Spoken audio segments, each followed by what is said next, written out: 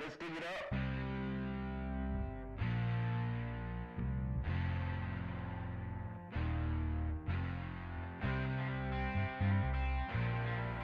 Ladies and gentlemen, boys and girls, thank you so much for tuning in to the Global Detection Adventures radio podcast, soon to be the Global Discovery Adventures.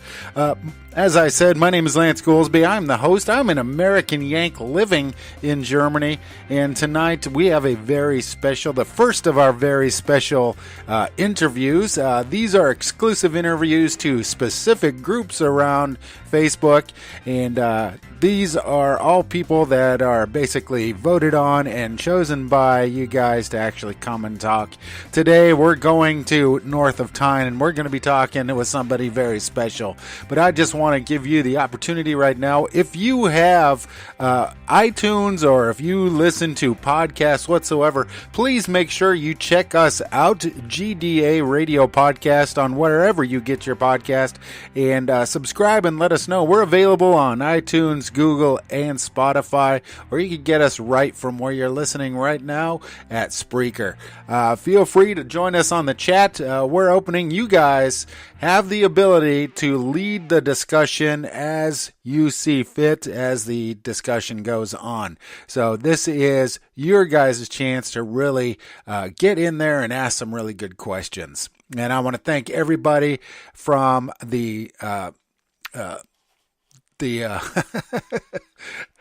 from Upton on Tyne for coming in and actually joining us as we talk. Now I want to go ahead and take this time and introduce to you guys the person that I got coming on. You guys all know him, and for everybody who doesn't, this is one of the, I could say, most famous guys in the group right now, because he is definitely the one that everybody wants to listen to on here. He's got some really amazing finds out there, and for the short time that he's been doing this, he has been really hammering it out there.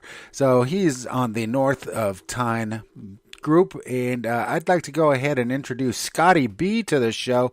Thank you, Scotty, for coming in. How are you doing? Not too bad, Lance. Yourself? I'm doing really good and glad to be having you on with me today. I've been hearing producer Luke has been doing a lot of talking about you and letting me know about you. And I must say that I'm actually gobsmacked with everything that I hear. If even 1% of it's true, you're one of those lucky guys that are out there metal detecting. Yeah, I must be lucky, Lance. I've only been metal detecting 3 years, just past January, so not too long. That is absolutely fantastic. That's a little bit shorter than I've been doing. I've only been, I think, 5 years now. But it's not the length of time. It's how well you jump into it and actually get into it. And you are actually one of the guys that has been able to get in really good. And you've got some really amazing finds out there. Yeah, like I see, when I first started metal detecting, I started off with, I think it was a Technics Digitech. Uh-huh. That was my first ever machine. But I've always wanted to be in the hobby because I love history and all the kind of things like that. And one day I met a few friends who'd done metal detecting, which I didn't know they'd done metal detecting. And then eventually, obviously, got out with them, and then I bought the first machine. And like I say, that had it for a couple of months, and I upgraded from that to a Marco Racer 1. And what happened is, obviously, we didn't have no permission and stuff like that, so we headed to the beach at Whitley Bay, a local beach to us. Uh-huh. With my Marco Racer 1, never used it, and we're just searching the beach. And out of my surprise, I was like, ew, what the hell is that on the beach, like on the sand? And I was like, that can't be right. And me and my friends thought it was a human's hand.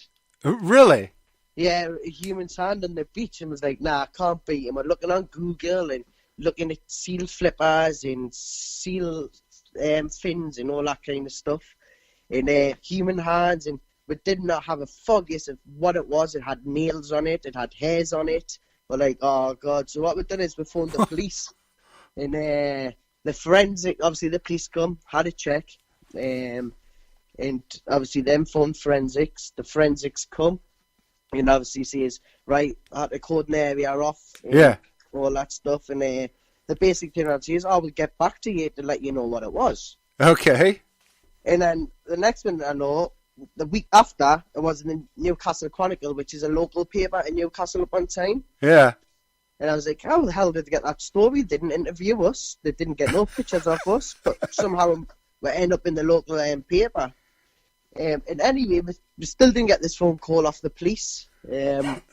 So I was thinking, what's going on? And then a month later, in the same area, they were doing, archaeologists were there on the island where Whitley Bay Lighthouse is, and they'd done some surveys and stuff there, and they come across some medieval graves or something like that. Uh-huh. And I thought, oh, well, it must have been part of that, because they had a big storm like a month previous, so I thought, I might have come out with a bank of one of them. But no, eventually we did get the phone call, and it was a seal's flipper. It was arm or something, yeah. Oh man, that would have. I just don't know. I would have needed a new set of shorts after that one. Just even the thought of finding a piece of a human hand or something like that would have just driven me crazy. Oh, Well, just put it this way, Lance. We're only on the beach for 30 minutes, and then we come across that, and I felt that sick. Even though it was only a seal's bloody flipper, I felt that sick. I had to go home. Oh man, yeah, that would have put a damper on anybody's day. I think that would have really stopped anybody, regardless of what it was. Exactly. So you've said you've been in the hobby only 3 years so far, and Yeah. now what are some of the other finds? We do know about the seal human hand. So what are some of the other finds that you found that are just really stick out in your mind? Well, same again with the Marco Racer 1. I didn't really know how to use it properly. And I was obviously searching about, obviously trying to get permission, couldn't get permission. But then we obviously got a bit of a permission. And I found out, like, obviously, we just got on, start metal detecting, and I come across a New Oak seed shilling, which is basically Charles I coin. It's in I would say, like a diamond shape. Yeah. And it was between 1645 to 1646. And the reason, that's the year of it, the reason why it's called the Shade Shilling for is because back in the day, New Oak is a little town down south. They had a siege war, Okay. like a civil war. And the Royal Mint weren't making currency because nobody was spending it. So what that little village done is basically got all the tableware, like silver cups, silver bowls, and all that kind of thing. And basically cut out triangle shapes in the way between 5.2 grams to 6 grams, maybe a bit over 6 grams of silver. Yeah. And obviously they punched it with the sign of obviously Charles I, and on the back of it had a OBV or OBS New Oak and then the date underneath. And that was their currency for that little town, so there wasn't many made. And it was obviously a really rare discovery. Obviously, I found that up north in Newcastle, and I was wondering how it got here. It was good condition on one side, the other side was a bit faded. And me being a coin collector myself, I was like, wow, over the moon. I was that excited when I found it. I was like, hey, I found a metal stamp. But then I realised you can't get metal stamps until later on. I got home and done a bit of research to find out that it was a New Oak seed shilling. Oh, that is unbelievable. That's actually those are actually extremely rare. Those are considered, I think it's among some of the rarest coins that are out of the UK. So now you come in. Well, go on, lads, I'll let you finish. No, go ahead. I was actually going to switch subjects and go on. All right, no, talking about hammered coins, Uh-huh. I see I hadn't been detecting for long. And that was my first ever hammered coin I found. And I would say I was in the hobby for about a year, then I found that coin. Oh, jeez. First ever hammered coin. I've never found a hammered coin since, whatsoever. And so basically, I didn't want to do it, but I sold the New Oak Sea Chilling to upgrade my machine, which now I use the Minelab Equinox. Okay, yeah. 800. And I haven't found, like I say, I haven't found any hammer coins for about 2 years. And we went to Spring Detectiveville, and I goes onto the field with my friends. Andrew went out from North of the Tyne, he's my admin. I was with Toby and Matt. We're all headed off.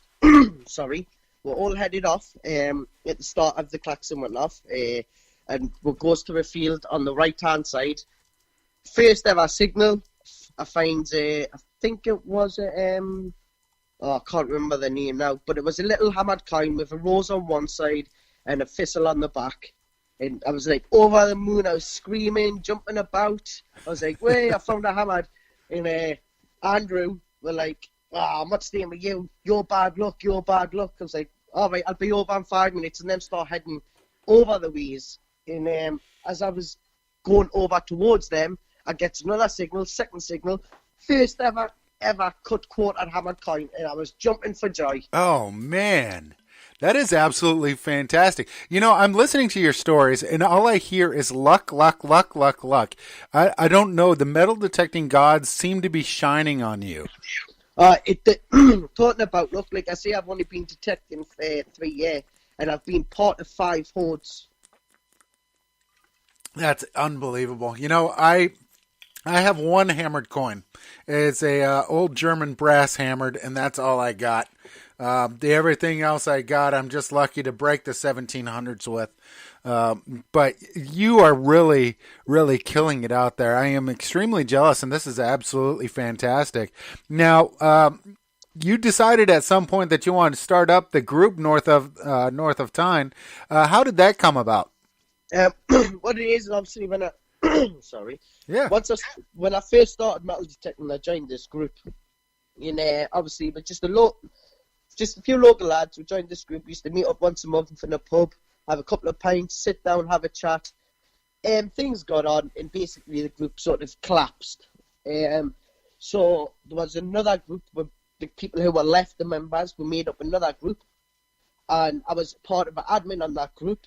And sort of, but didn't have a disagreement. It just wasn't working out for me at the time. Yeah, it happens. I sort of like took a step back in I would say now about 8-9 months maybe.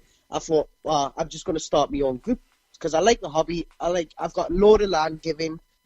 I'm not going to cover it in my lifetime. There's people out there who haven't got land, so why not have group digs for people who's unfortunate for a small fee for the farmer? Because I'm not ever going to cut it and cover it, so that's what happened. I basically got the land, too much to cover, opened it for the public. As long as they're insured, they're more than welcome to come on the dig for a small fee for the farmer. And then that's how it all kicked off. And then from then, my first ever dig was done. There was about, say, 60 hammered coins come off one field. Wow.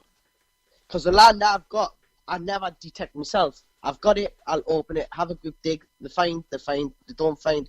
It's the thing of metal detecting. You've got to walk over it to find it. That is a really noble thing. That's really cool. And the second ever dig we started, there was a Roman coin hoard found. Really? Yeah, and let's get on the subject of that hoard. Well, I was in a field sorting out a bull which escaped. Bearing in mind, this was only my second ever dig I've ever done. I'm new to the hobby. I've never, I know the basics. I need insurance. I know the laws of treasure and etc. etc. And I was on a field sorting a bull out, and getting the bull back in, getting the fence closed off, trying to get in contact with the farmer to let him know that there's a bull loose. People screaming, jumping over fences, in corners, leaving the machines on the floor. There's a bull. It was hectic.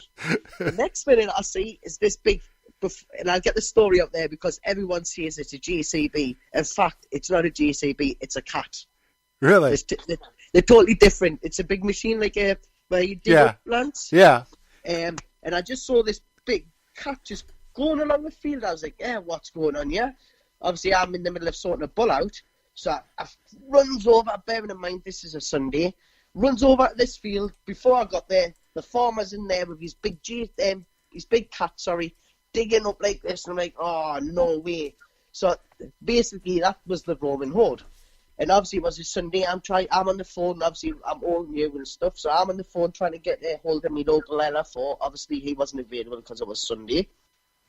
The only place I got a hold of was the British Museum in London. Okay. And I explained to the person who was talking to on the phone exactly what's happened, that we've had a metal detecting dig, blah, blah, blah. She goes, would it be safe if you left it overnight? I was like, well, not really, because there's a lot of people, we haven't got the security, it's a Sunday. She goes, well, he's already started now, there's not much damage you can do, which is already done. He might as well just take the rest out.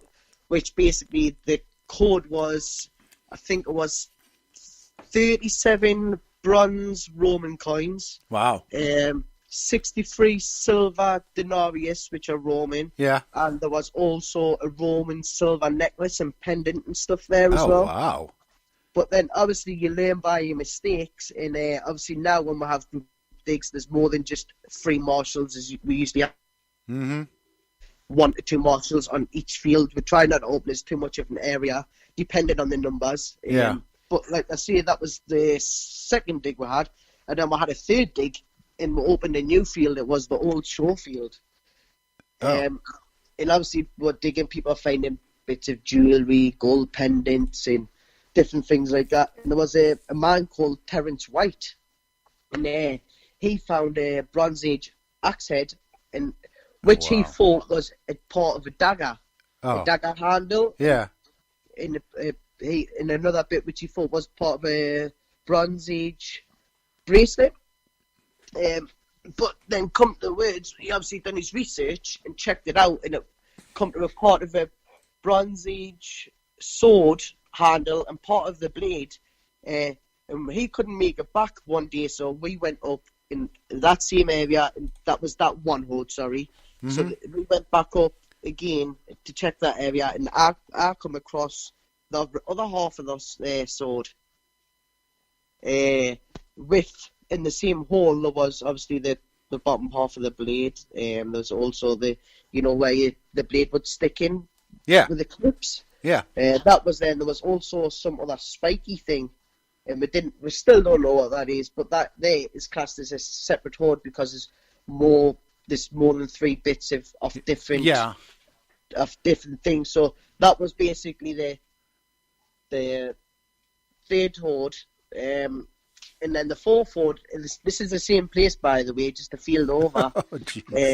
Down just over in Bellingham it was. There was another horde found. That still needs to get excavated. I can't really say much about that because obviously it's still in the ground. Yeah, okay. Stuff, so I can't say much about that. But I've saw what's in there, and it looks promising. Uh-huh. But that's the fourth horde. And then, obviously, the big one, the fifth horde, which was at Detectiveville. Yeah. And that was the best experience, one of the best experiences of my life, that was. Yeah, I've been seeing videos. Scotty Dubé shared a video of seeing it actually being unearthed, and it was really beautiful to see these things. I'm glad that Scott was there actually filming. It was a really beautiful horde last week. Last I talked, I think I talked with Peter, and I believe, correct me if I'm wrong, Peter, but the last count was between 500 and 600 coins that had been dug out as of Monday. I don't know what that number's up to now. Well, officially, we don't know exactly the amount of silver coins which is being found. Uh-huh. They're still getting counted up at the museum. But I can confirm that there was 12 gold coins found. Okay. Yeah, I think that one was clear right on the first day, I believe. Saturday, yeah. They had dug up the 12. Really beautiful. Peter says that he believes 545 was the final count. Oh, we haven't been told off the museum yet, so I couldn't say yes and I couldn't say no because we don't know yet anyway, so... And you happened to actually be on site for a few days after the detectorists left. So what? Yeah, but what happened was like I say, I was with Andrew Winter, Matt, and Toby on the field, and obviously as them are going over, I was still getting signals, and obviously I was getting hammered coins. That's what I went for. And like I say, the count was 2 hammered coins and quarter of a hammered coin. Them headed over. I've got word off Stuart that there was a hoard found. So I'm ringing Andrew. Andrew, there's been a hoard found. Andrew's all excited on the phone. Scotty, it's us. Get your horse over. Get your horse over. So I'm running like Forrest Gump across the field, running in one hand and Spade in another. So I'm running like this. Gets there. There's Andrew with his Minelab Equinox 800 detecting, screaming, "Way, it's a goal!" and all this. And Andrew's like, "There's loads of coins, yeah, Scotty. Get over here with your Equinox and give her a hand." And I was like, "Oh, mint." So basically, it was Andrew and Toby and Matt who got us involved. Them are the three main people. And also, I think the fourth person was, Denarius or something. I can't pronounce his name. But them were the four main finders. But like I say, Andrew shouted it is over with Minelab. And he was like, "Get ya and use your Minelab. It's like a Hoover. They just hoover these coins up." And I was like, absolutely amazing. So I'm in there helping them, exactly what them were doing, finding coins, silver coins. And one hole, I found 17 silver hammers with my Equinox in one hole. Oh, jeez. And I've only ever found, before I went over there, I've only ever found 2 hammered coins. And then we count at the final was 32 hammered coins just from there. Oh, man. man. Personally, part of the hoard, obviously. This is just one of those things that I really want to know what it was there. Was it an offering, or was it somebody was putting it there and expecting to come back at some point?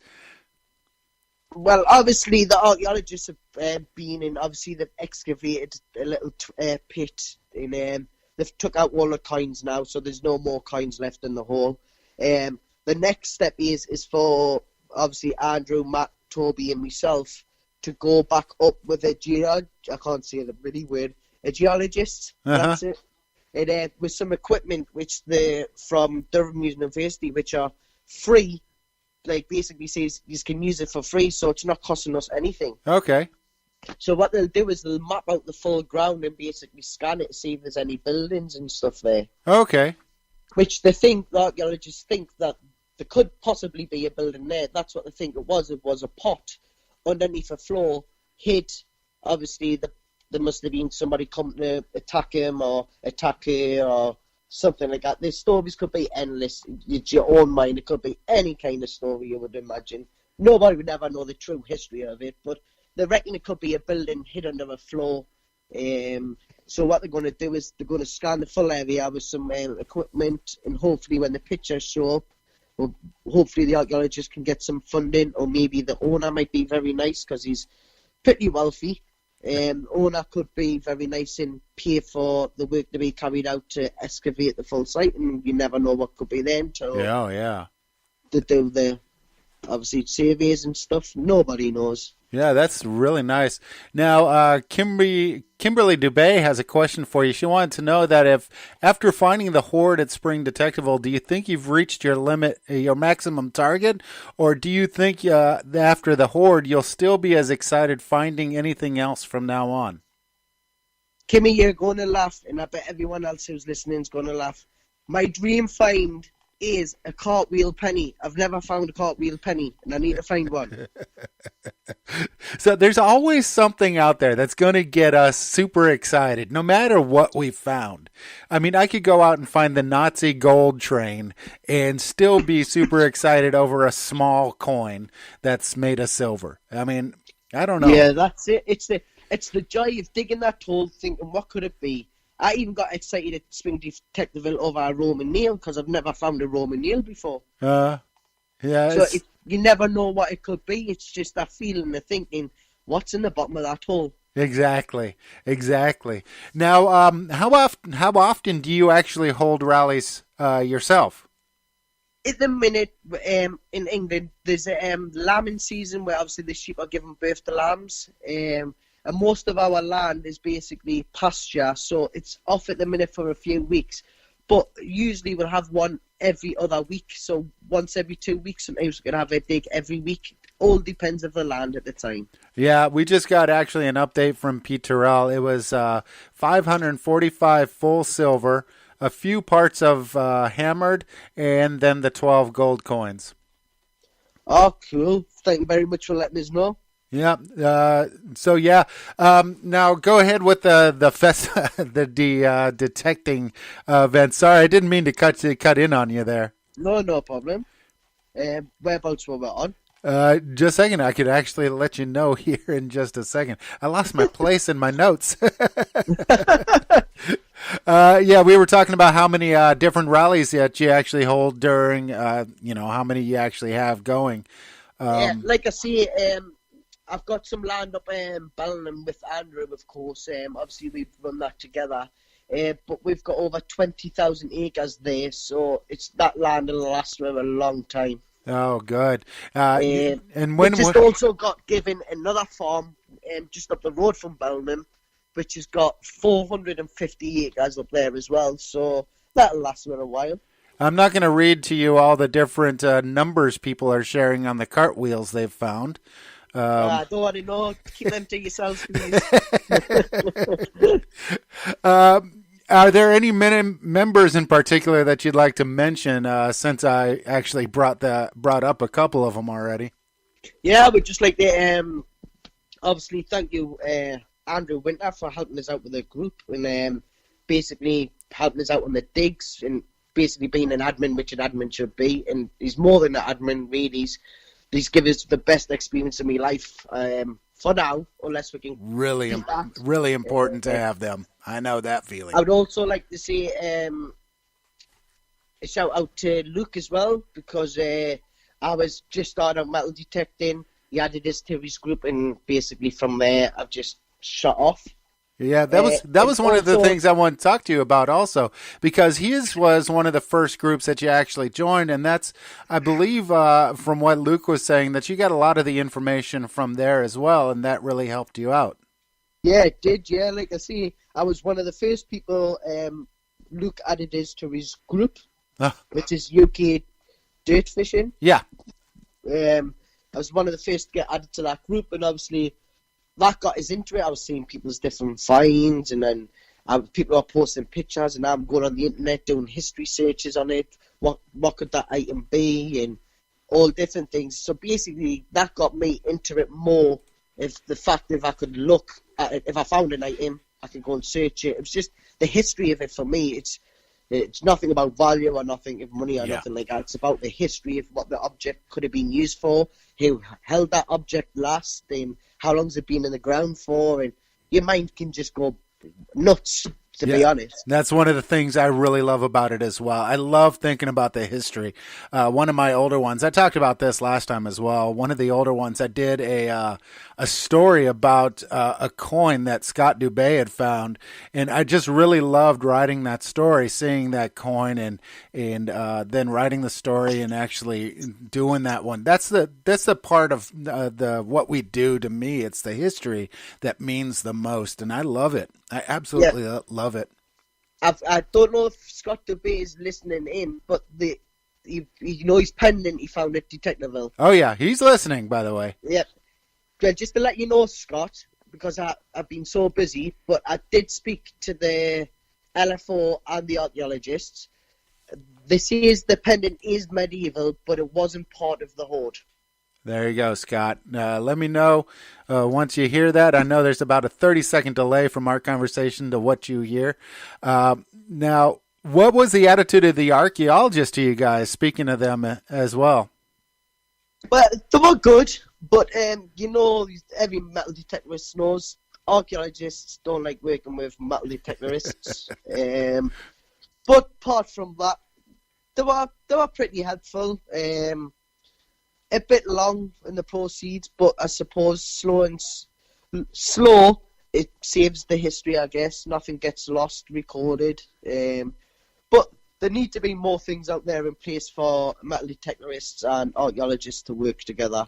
Yeah. Maybe the government could fund courses to get them on instead of flying them over to America, doing courses over there. They should have courses here. There should be even school. There should be detectivists going into schools with the archaeologists and helping the young generation on how to save with history, instead of not knowing when they're older, like myself, started metal detecting, didn't know nothing about it, and like you say, things get lost, things get destroyed. But if they knew the facts of how to metal detect and how to save with history, then obviously when they get older, they'll know how to proceed and do them right things instead of doing it wrong. Yeah, exactly. With this hobby, there's a lot of people out there who's just started who don't really have a clue. They don't even know how to get insurance.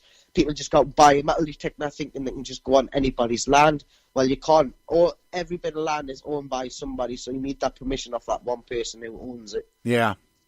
Yeah, there's a lot of things, and you see, and then you hear stories like the Nebra Sky Disc over here in Germany that was dug up one day, and the next day they drove down to Stuttgart and sold it for, I think it was 5,000 Deutschmarks at the time, and then it ended up being one of the most important finds in European history because it was actually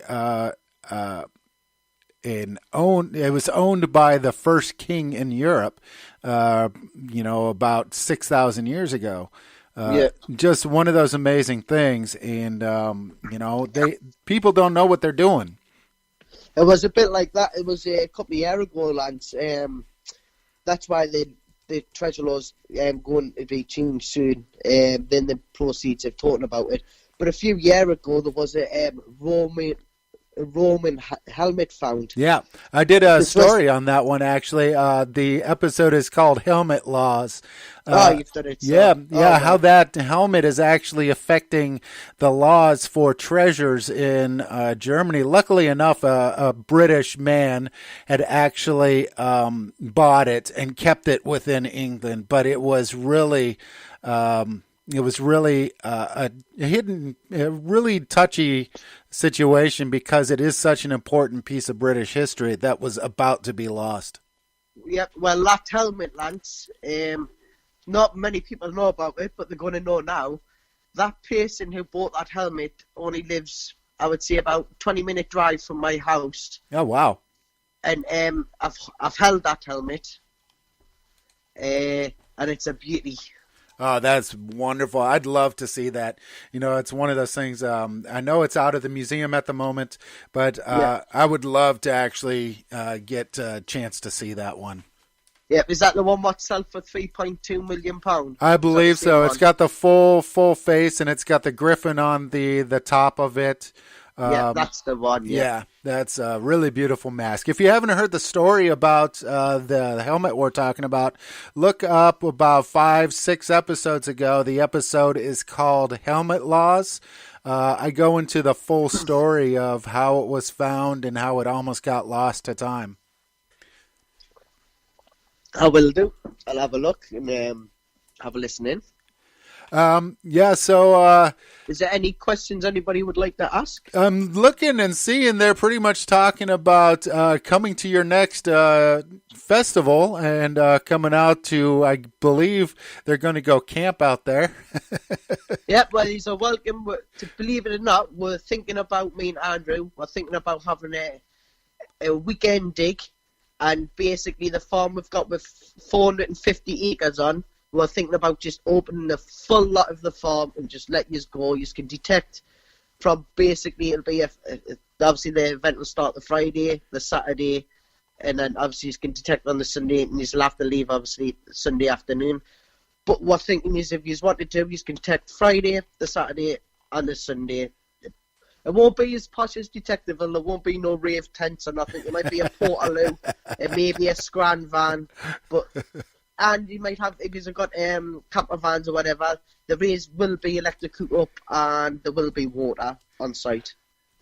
That sounds like a really good time to me. I'll bring a case of beer if I ever show up, and we'll just sit out and play some loud music at night, and the next day we'll just go out detecting. How's that sound? Yeah, that's it. There's no rules. As soon as the sun's up, you can go metal detecting. As soon as the sun goes down, that's just stopped. Yeah, definitely. So, like I say, everyone's welcome. As long as they've got insurance, we're happy to take anybody on our digs. Yeah, definitely will. Hey, so are there any other... I did actually kind of cut you off. Are there any last names that you want to give a shout-out to? I would just like to say a big thank you to Julian from Treasure Hunting magazine. I met him for the first time at Spring Detectiveville, and what a top guy he is. Okay, that's great. I want to give a shout out to Scran. Not sure. I want to give a shout out to Luke, my producer on the shows. You're doing a great job. He makes me look, good. I'm just the guy that just talks a lot. So, but anyway, I want to let you guys know that next week we're going to be having a Rudus show. We're going to be having a bunch of people coming on from Rudus with Richard Lincoln and Tony Kaywood. They're going to be coming out, and make sure you guys head on over to Leisure Promotions and the Metal Detectives Facebook page for info on Detectiveville in September. Leisure Promotions is leisurepromotions.co.uk. Make sure you check that out. And like I said, Metal Detectives group on Facebook. Make sure you head on over there and see everything you need for those times. Just to also let you guys know that we have Gary Cook coming on as well pretty soon to talk about the wonderful Rodney Cook Memorial Rally, along with a doctor who's going to be talking about the charity as well and give us some information on how great of a cause this is and what the money itself will be going for. So make sure you check that out. Head on over to the GDA website for times and dates for all these live shows. That's gdapod.com.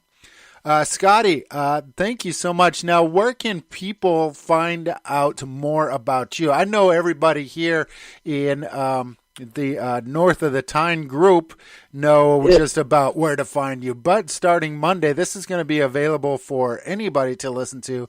So where can these people find you? If you head over to Facebook and just click the search bar and type in North of the Tyne Detecting, we should pop up. You'll see a bridge, 2 detectorists, and the name should be there. Click join, answer the questions, and I'll accept you. Oh, super. I know. I think I went in there today. It was either today or yesterday, I believe. I went in there and joined up as well. But, head on. Hello? Are you still there, lads? Yeah, I'm here. Go ahead. Yeah. Also, as well, North of the Tyne Detecting have a chat forum on Tap Talk. And we've also got a website in the pipeline. I'm in the middle of sorting it out, but it's not active at the moment. But that will be available soon.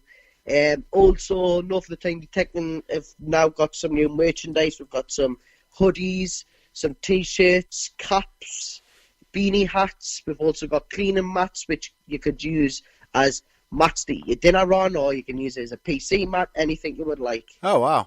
That sounds get over and check it out. Yeah, get over. Make sure you guys get your North of the Tyne swag over there. That's great. Thank you very much, lads. Well, thank you so much for coming on to the show, Scotty. It's been a wonderful time talking with you. And for everybody else that's here chatting with us on the North of the Tyne Facebook group, thank you so much for coming by. And a couple of you guys I definitely know, Martin, Scott, Kimmy, and a lot of other people on there that I've been seeing. Thanks for coming in and really filling up the chat room in here. It's been a really great time. I hope you had a lot of fun. It was definitely a lot of fun talking with you, Scotty. It was a lot of fun speaking to you, Lance. The nerves got the better of us, but it sort of calmed itself down at the end. Okay. All right. So, Scotty, we'll definitely have you on before your next, festival is. Let me know when it is, and I'll bring you on, and we can talk about that for a little while as well. That's great, Lance. Thanks for speaking to you. All right. Thank you. You have a great day. You too now. Take Bye-bye. care. Bye-bye. All right, everybody, that was Scotty B of the North of the Tyne Metal Detecting Group on Facebook. If you haven't joined, make sure you head on over there. Really great guys. And like I was saying, make sure you head on over to the Leisure Promotions at leisurepromotions.co.uk. And also go to the Metal Detectives Facebook group on, Facebook. And Scotty, no, I don't have Star Wars pajamas. I actually have a Star Wars T-shirt on today. So, no. But make sure you head on over to the Metal Detectives Facebook page and check them out. Join them, and make sure you head over to the North of the Tyne and join up with them as well. But if you don't know what the Rudus metal detectors are, make sure you head on over to rudus.com.pl and check out the Alter 71. This is the metal detector I use. I highly recommend it. Really great machine. And I think a lot of people will definitely love it. Until next time, everybody, I thank you so much for coming in and giving me a listen and checking out what this crazy Yank over in Germany is doing. Just know that I love this hobby. You guys are the ones that are really driving me in this hobby. Thank you so much for coming in. We'll see you guys really soon. Head on over to gdapod.com. Find out when the next live show is going to be right there, and we'll see you then. Until next time, we'll see you out on the fields, everybody. Let's dig it up.